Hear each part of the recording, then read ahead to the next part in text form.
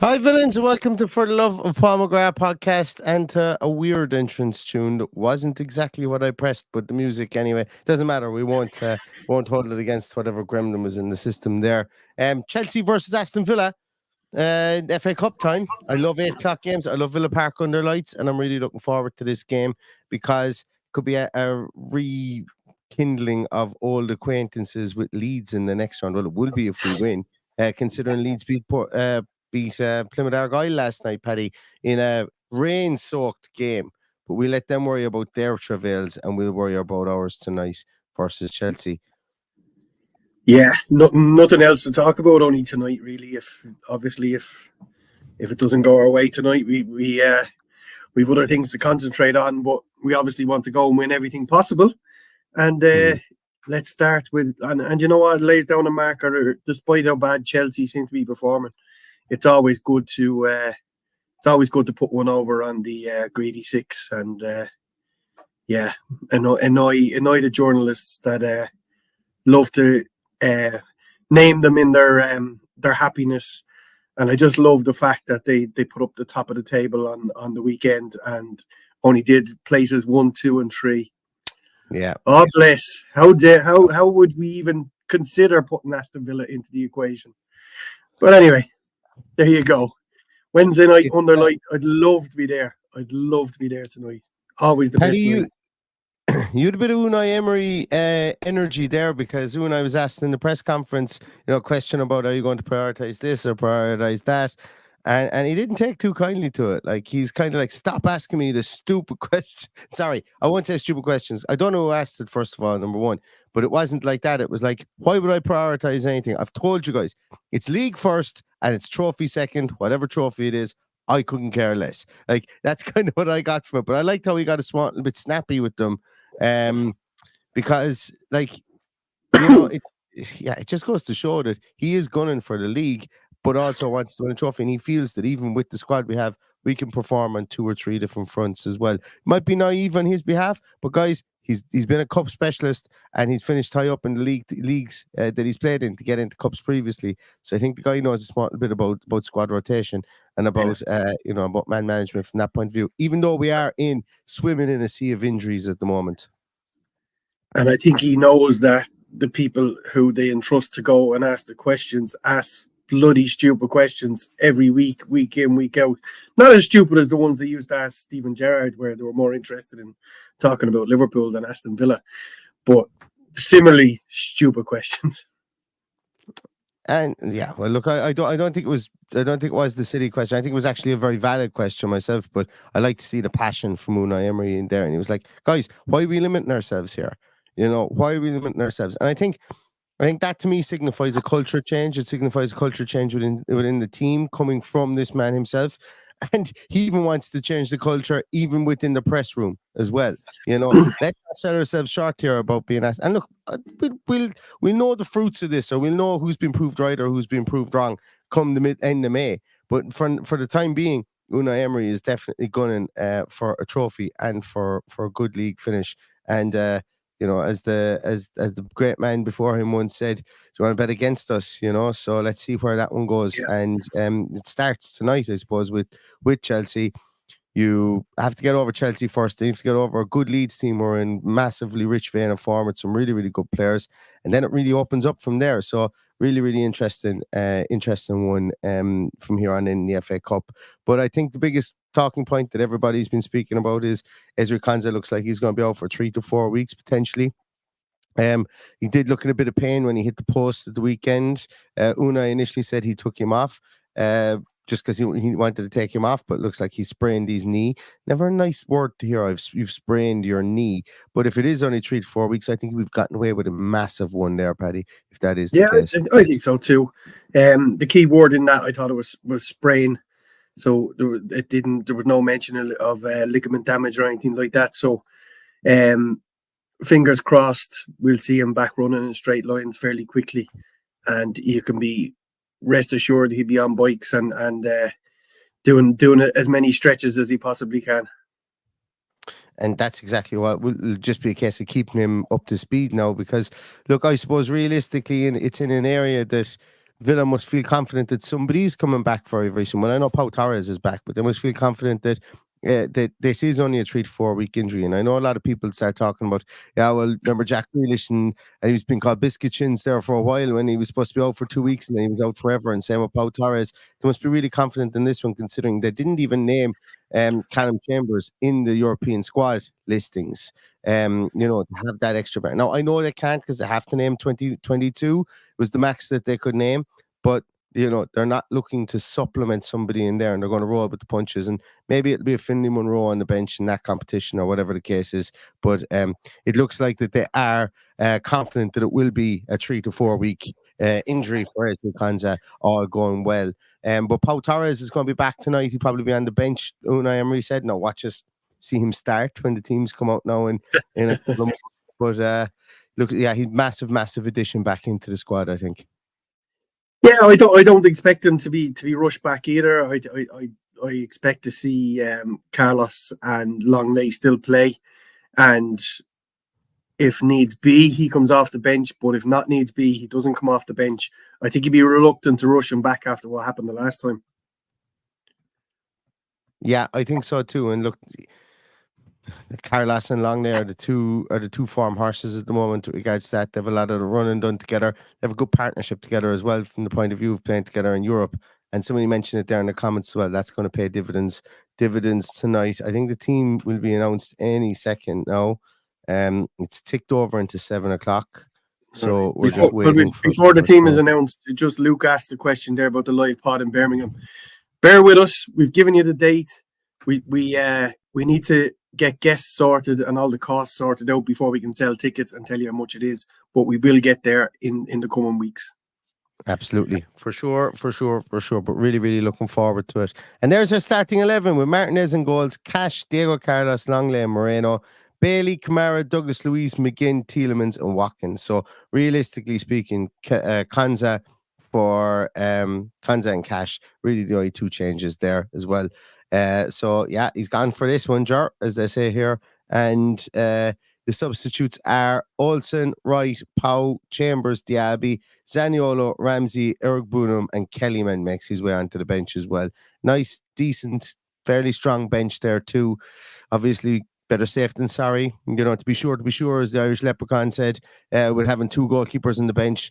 But yeah, I can't really complain about that squad. That's our best first 11 currently, of everyone who's fit. Yeah, I agree. Absolutely agree. That's our inform 11 of what's available. So there's no tantrum here tonight. Plenty on the bench to mix it up a little bit.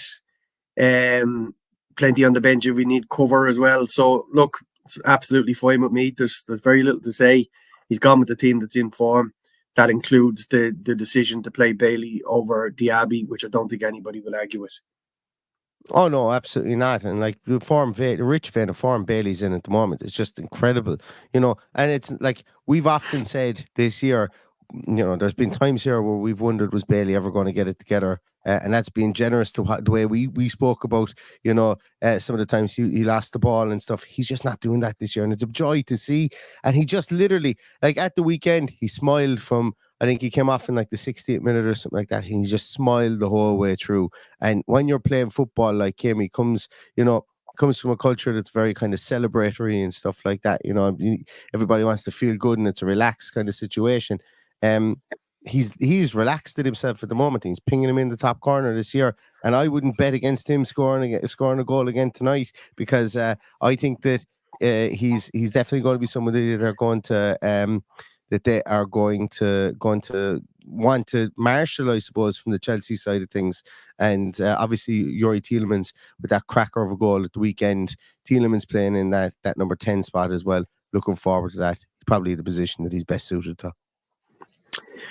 Yeah, and at that he had a poor performance the week before, and then followed up with a good performance at the weekend. So you know, people are entitled to that too, and people, we've embraced the new Leon Daly, as you said.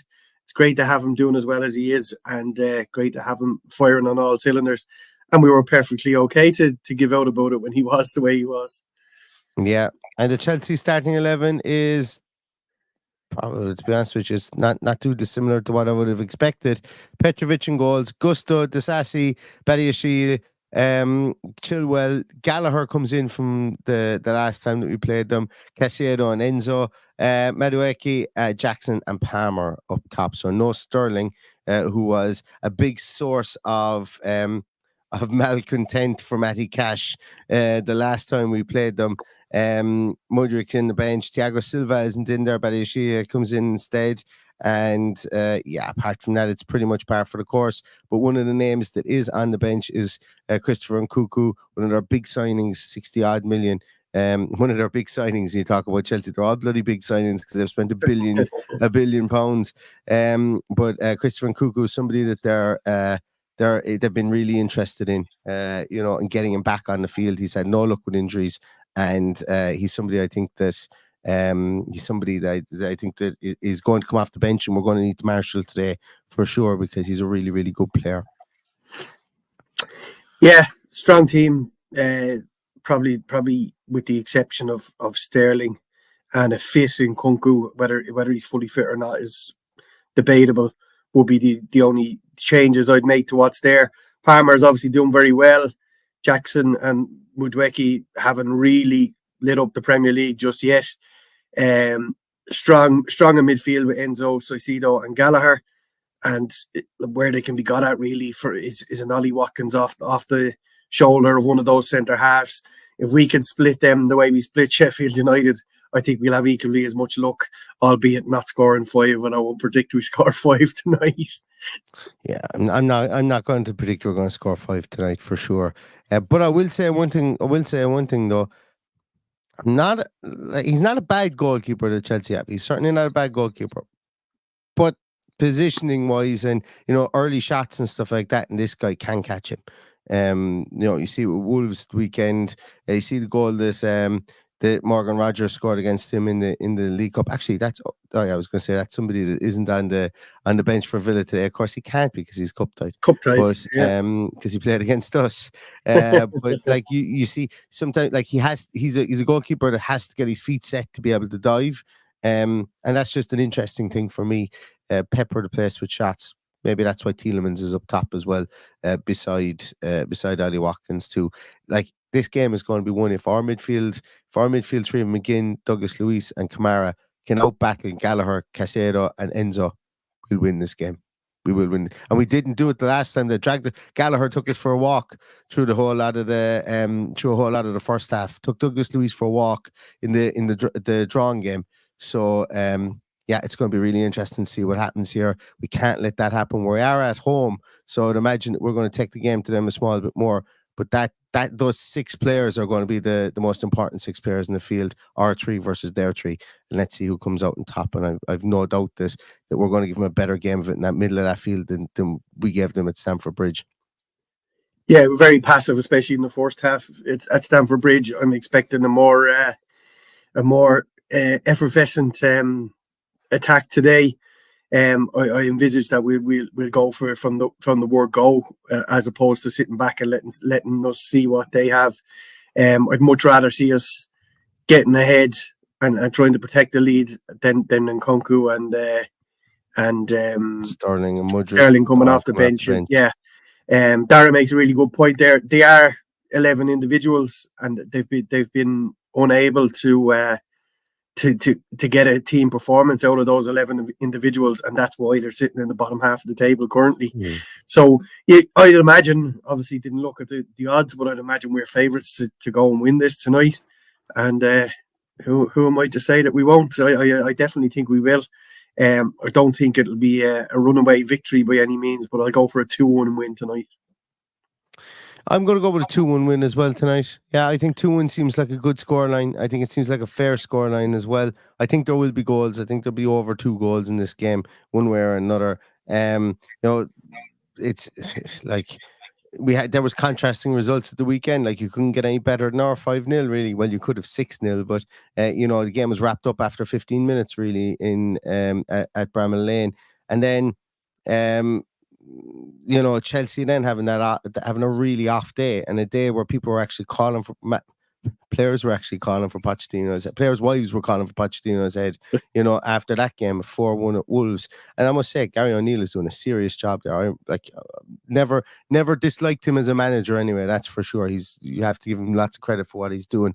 But it's going to be an interesting game, and I think there will be goals in this one. I think it's going to be less cagey than it was in the first game, and I think 2-1 is a pretty. I think 2-1 is a pretty pretty good bet, I think, for that one, if you are of that persuasion. Chelsea to win is, just for anybody who's interested, is 11-3. So that would make us favourites. Yeah, absolutely. That means anything, which it doesn't mean anything.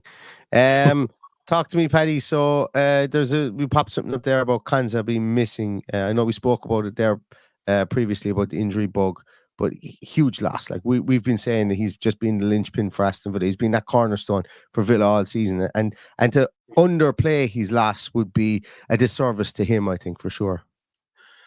Well, look, he's one of the players of the season without a shadow of a doubt, and there's many of them. But I think defensively he's been our best centre half, especially without Pau Torres in the team. It's probably unfortunate that he plays on the opposite side to Torres, and Torres is making his way back into it. And it'll probably be Torres and Carlos when the team is fully ready. But look, I do truly believe that what we have in reserve is good enough for the first time in many, many years.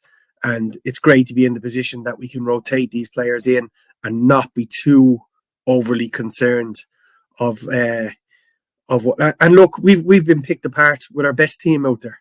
So it just depends what you come up with on the night. I'm not expecting anything majestic to come from Chelsea tonight. I could be completely wrong.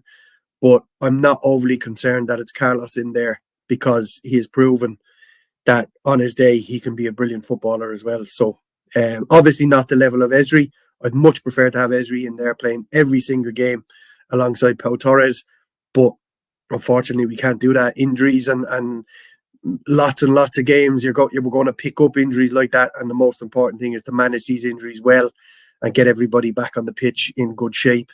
And hopefully that is the case with Pau Torres about to come back in there, because I'd love to see him against Manchester United at the weekend, because I think he'd be important to us.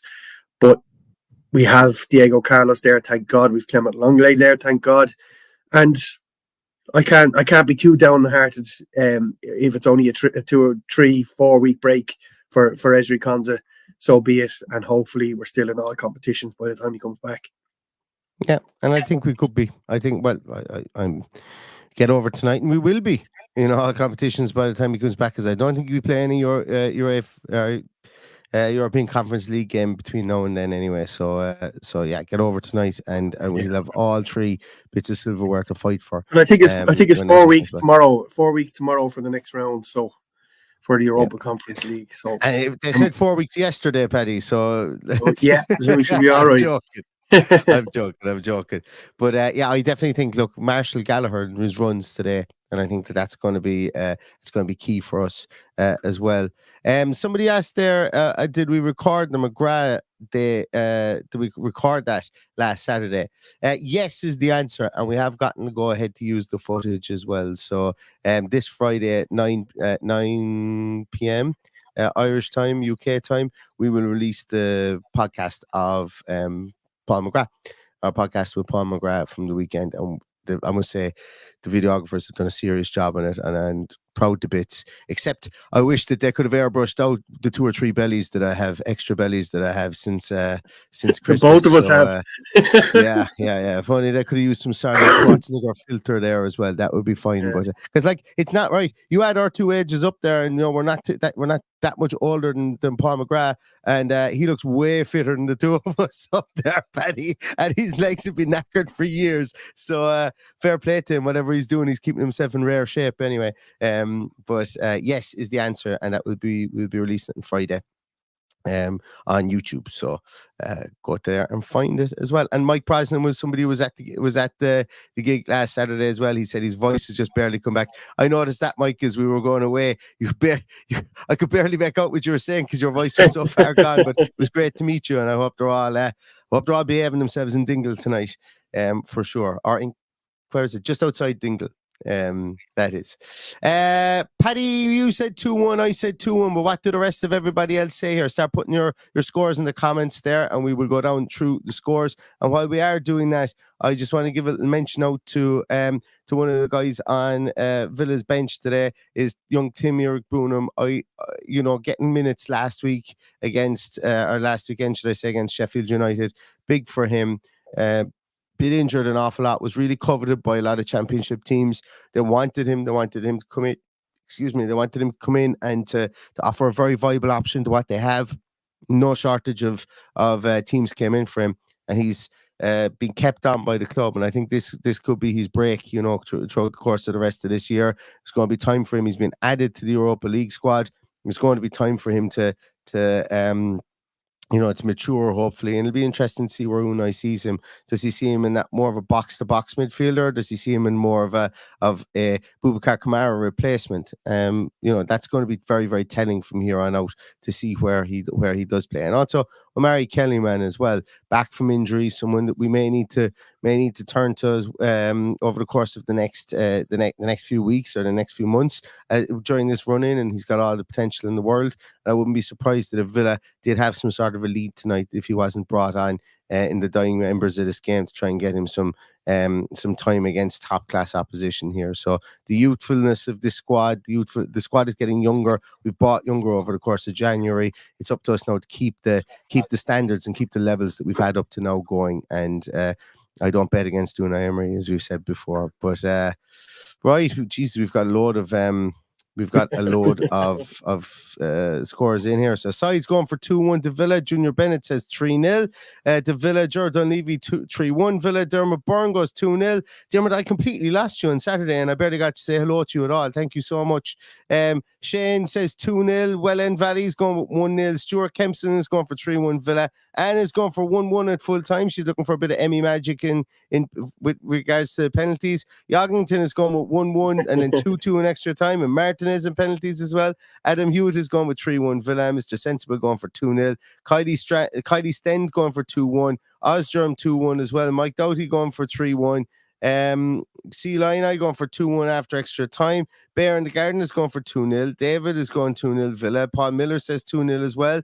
Michael McCarthy Smith is saying 4-0 with Potch sacked. I know you said Potch smacked there for whatever reason. Peter M says 2-0 to Villa. Wall says 2-0. Bruce is going for 2-0 to Chelsea. 2-0 Villa, says Patrick McGovern.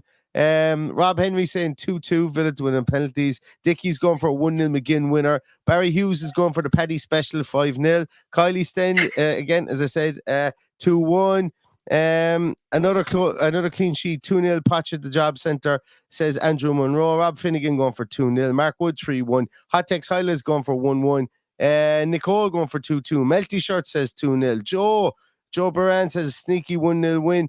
Dara's going for 1-1 after extra time. Villa and penalties and a pile of cards and an ill-tempered cracker. We could do without ill-tempered, but I don't mind the pile of cards. I'm okay with that one. David Dwyer says 2-2 with Emmy to psych him out on penalties. Dennis White, good to meet you at the weekend. Dennis says 1-0 with Watkins winner. 3-1 says the McBees, and Michael Smith says 2-0. The Dubliners is going with 3-0. Thomas says 3-1 Villa. 4-0 says Captain Nugget. 4-0 says Daniel Hughes. 1-0 says Paul S. And 1-0 says score 1 billion. Sorry, I thought I said 1-0. 1 billion to nothing, says Andy Badger. Textrat says 3-1 to Villa. 2-0 says John. 3-2 says Cat Cannon with Zaniolo to score the winner. Not beyond the realms of possibility. Rich Burton says 3-1. Only 1 billion, says Philly D. 2-0 to Villa, says Adrian. 8-1 says JF. Michael Gillespie going with 6-0. And Philly D says 0-0. No shots on target, no corners. Villa win on penalties. 1 penalty to 0. There you go. There's one to go down to the bookies with if you're that way inclined. Because I'd say you get lots and lots of odds on that one. Damien L saying 2-1. Do it for content. Daniel Donnelly says 2-2. And Cannock Villa with the very last one says 4-0. Oh, Biff is in. Biff says 2-1 to Villa as well. So, yeah, as I say, I'm going with 2-1 and Paddy's going with 2-1, but I think it's going to be a good performance at home under lights, more or less sold out now. So yeah, I think it's all set up for a good game tonight, and hopefully we get that. It's on ITV1 in the UK and Ireland. I think somebody was looking. Was there somebody earlier on looking from Poland? I think English Richard Parks is saying he's in Poland. Where can I watch it? I don't know. But ITV1, if you can get your hands on ITV1 over there, Richard, that's where you can watch Premier it. Sports 1 as well. Premier Sports 1 here in Ireland also as well. Yeah, absolutely. So, as I said, we'll be back for a post-match podcast afterwards, hoping this is going to be an absolute cracker of a game. Thanks so much to everybody for joining us. Go away, get your drinks, get your food, whatever you want to get beforehand, walk the dog or whatever, before the 8 o'clock kickoff, and we'll see you back here right on the final whistle. In the meantime, everyone stay safe, stay healthy, and all that's left to say is up the Villa. Up the Villa.